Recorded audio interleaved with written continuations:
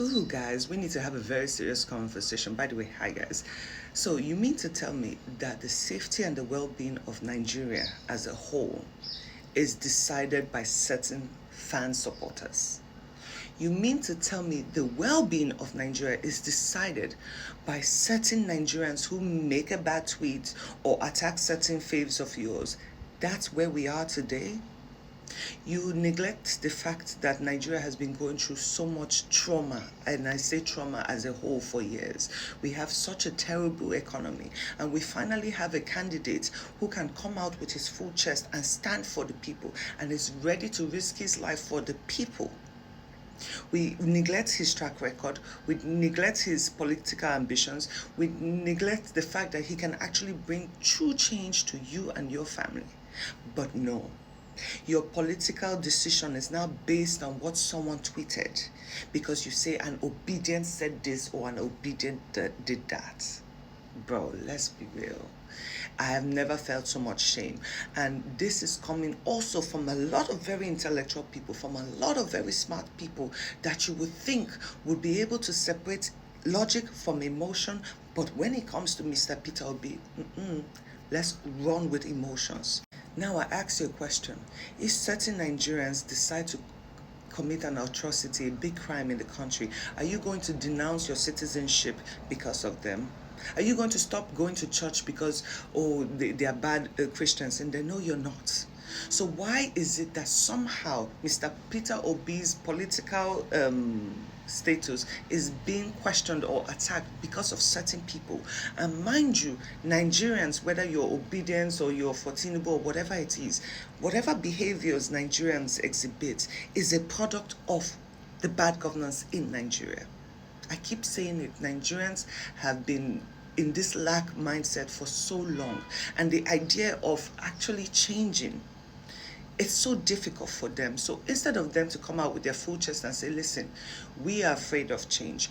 We do not know what to expect. We do not want to be judged because we are from a certain tribe and now we're going with the other tribe. Say it with your full chest. Say the truth that you actually have a lot of benefits from a certain APC party or from any other party, and you would rather stay there because it is comfortable for your life. Say it with your full chest, and we would understand that, instead of trying to belittle the career of such a great man, all in the name of someone said this or someone attacked this person. I remember there was a period when Randy Peters and Mama P were having banter with VDM, right? A lot of people said, oh my God, you guys are making us hate Mr. Peter Obi because you're going against my fave. And I'm like, wait, hold on. You put aside the safety of your country. You put aside the potential of real serious change and real serious growth that will affect not just your children, but you yourself, just because people are fighting on the internet. And mind you, half the time, he doesn't even know about half the people we fight about. He's just there trying to focus on how to better Nigeria and come up with a great strategy that would actually create a real change, that will put us back on the map in a very positive light. But no, it's because of obedience. You're not going to vote him because of obedience. And when we come out to speak about real things, you guys will call us emotional. But that's not an emotional reaction. That's a logical reaction. And the funniest part is that this reaction comes from a lot of men, which is so strange. The safety and the well being of your country is now fully reliant on tweets, on online banter, on vibes. That's where you want to put your country. On tweets, online banter and arguments, and vibes. Mind you, remember this. Leaders are who make a country, not supporters. People support certain people because they believe in them.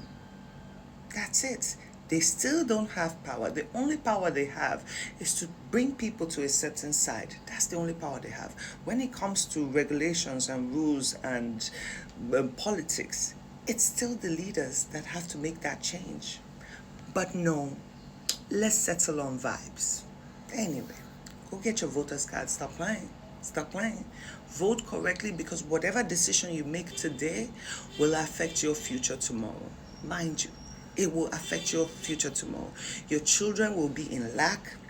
They would unalive most of you. They will kidnap most of you. And there's nothing you can do about it. Based on one decision, you close your eyes today because you politically align with certain people and you don't look at the big picture or people's track records. You want to vote based on tribe and personal games. It could touch you now.